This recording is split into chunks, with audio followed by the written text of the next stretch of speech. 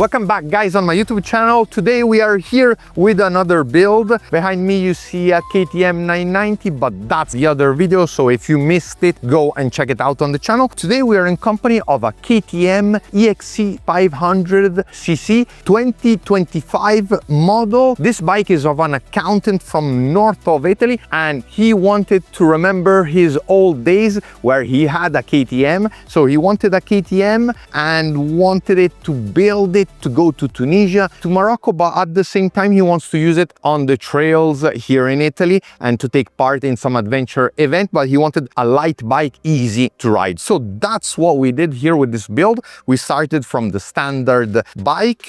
Obviously, the first thing we went to put is the ultralight Rebel X kit, and by the way, a new windshield will come out, a taller windshield, a more adventure windshield. So he already told me he will want also that optional, so when he goes to Tunisia he will put the tall windshield, but when he's here in Italy he'll keep this nice and compact. Now, starting from the front part of the bike, you see the ultralight Rebel X kit with the windshield, the 240 watt each Rebel X lights. We have a high beam and a low beam. The output of this light is just incredible. It makes everything bright like you're riding in the day. Behind we have the tower that, as you know by now, is really versatile because you have many different places to bolt anything you want, and also the tablet, but we'll move on the other side, so I'll show you all the digital setup. Rider's point of view,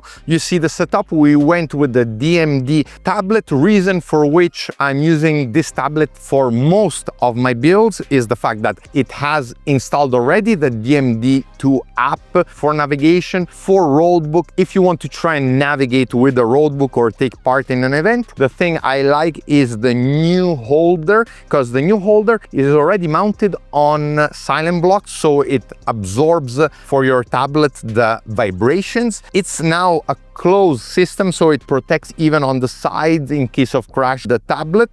It has the key, meaning that when I stop at a bar or at a pub to have a drink, I won't have to remove the tablet every time. To command the DMD tablet, we have the DMD Remote 2. Reason for this choice is because it integrates really well with the tablet, as it's made by the same producer, but also it's very slim. So on the handlebar and enduro handlebars that we have a lot of stuff going on, this is nice and slim and doesn't occupy a lot of space. And you have even the toggle switch, because if you are doing any rally you can scroll the roadbook with the toggle switch, which is very classical. Then you have the buttons on the maps. You can zoom in, you can zoom out with the buttons. This means that for me nowadays, putting tablets on your bike is the ideal setup, and to configure it with a thumb switch for me is necessary, so you won't have to move your hands off the handlebar to use your tablet. You can do everything here from the switch.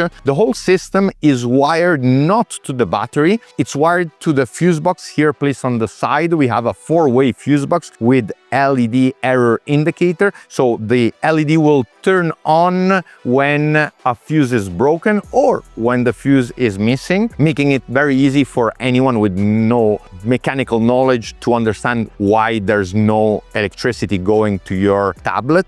On the other side we have the USB ports with the voltmeter display, because on the enduro bikes you don't have any voltage info on the dashboard, so that's really useful to know when your battery is running low. Lastly, the tablet can be tilted in the angle, it can be raised or brought lower and also brought forward, so you have really many setups. We went with this flat system so that it's as close as possible to the handlebar. Many people always ask about the weight of the ultralight kit, and this depends a lot on the devices, the lights you put on, so it's very variable. But one thing I really want to stress the point on is the fact that the weight of a kit so compact, so close to the handlebar, really you can barely feel it. Furthermore, depends which device you go on, and stop stressing about weight. stress about the fact you need to improve your riding skills. Because unless you are Antonio Cairoli, I am sure the weight won't make any difference. Even if you buy other kits from other brands that are 1 kilo more, 1 kilo less, or whatever, it doesn't make any difference if your riding skills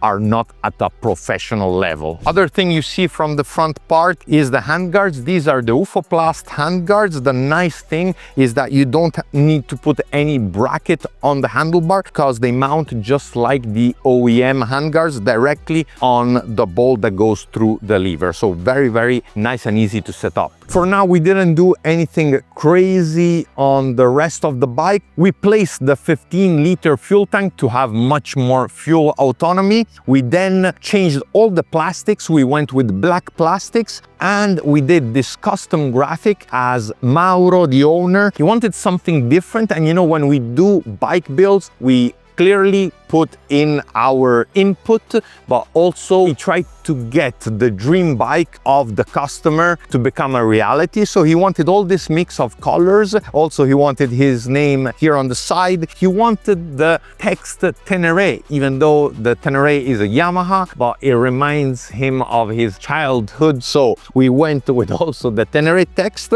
He is number 8, so number 8 on all the bike. Another thing you see from this view is the bash plate, because the KTM EXC 2025 model in the standard version comes without bash plate. We just got the 6 days version bash plate. It's in plastic, very easy and quick to bolt on. The thing you were all waiting for. Selle dalla Valle seat cover. This is the OEM seat. We just put the cover on. We have the quick dry leather here on top. So especially if you ride here in Italy where it can rain a lot, your ass will dry immediately because you just go with one hand and it's immediately dry. Camel humps with memory foam underneath. Carbon sides to improve the movement of your legs around the bike. Before I forget, we also changed the license plate holder. So this you can remove and put back in very quick. So when you go do enduro, you can remove it. Well, guys, let me know down in the comments what you think about this build. I know this is not for everyone. I mean, from the graphics design point of view, Mauro wanted them gloss, so we went with the gloss finish. Also, I'm curious to know what you think about enduro 450cc, 500cc bikes being used as dual sport bikes, if these can be the ideal setup, even though you know the service intervals are pretty tight compared to other bikes. Be sure to subscribe to the channel, to follow me on Instagram, and I'll see you in the next one. Ciao!